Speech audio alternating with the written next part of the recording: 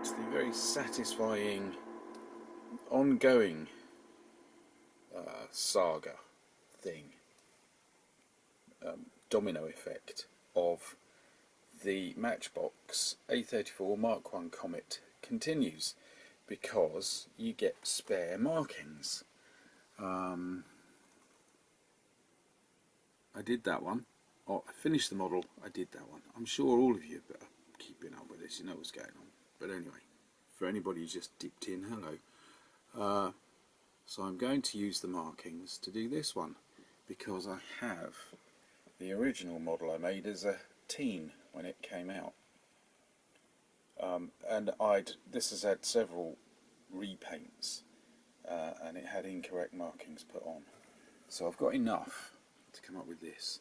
I haven't got enough to do a third, despite the fact that there are 3 tanks that could be represented. There's our third, because this one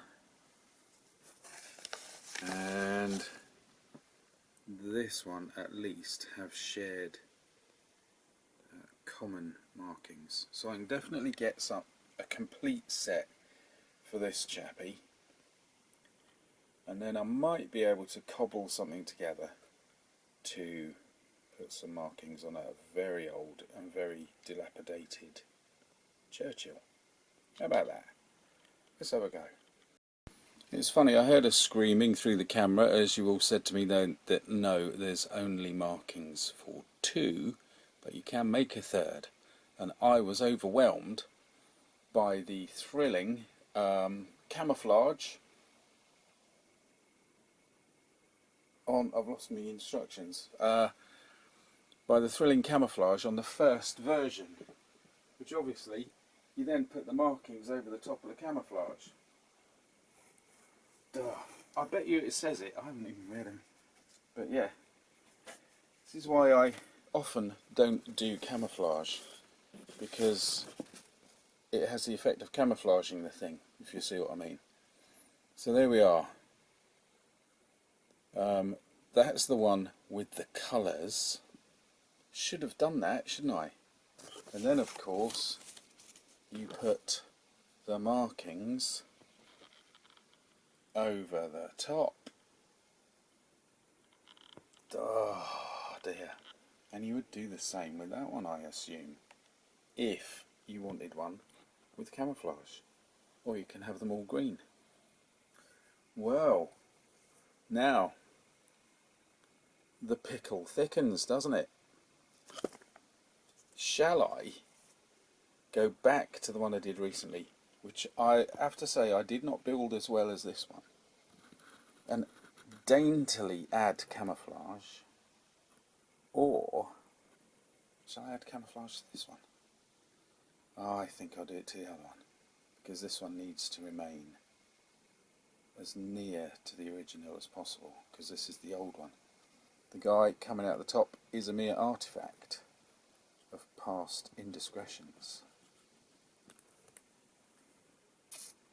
The other thing is I've put a bit of weathering on the wheels, and they now look like the colour of plastic that the model originally comes in. So I might have to put a bit of green on that. Right, I think we've got a plan. Right, on the basis that if all else fails, read the instructions, I worked it out in the end. Oh, pardon me. This one, if it's got Long John Silver on it, stays green. That's fair enough. So this one, if it isn't Long John Silver, can have the brown splotches, and this is the Fife and Forfar Yeomanry,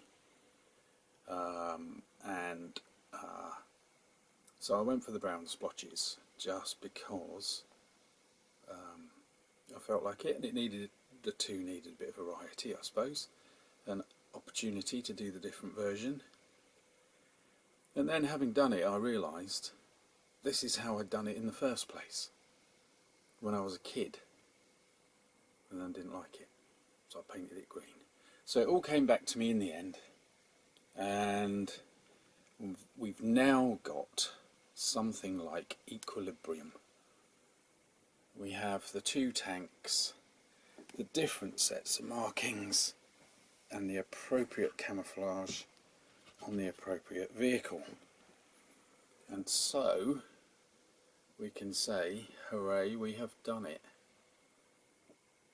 Got that far. Good.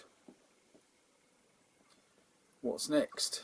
Well, we'll draw this to a close, have a nice brief one, and say we've got the markings on. So the markings are done. And next is tidy up the tank captain, who should have a beret, but you never know.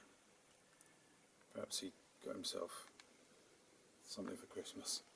And then I think we'll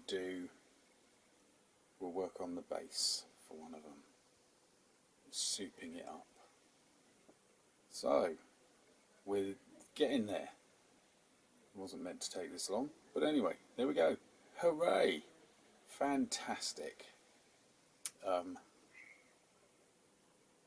Yeah, know when to finish. Thanks for watching. See you again soon.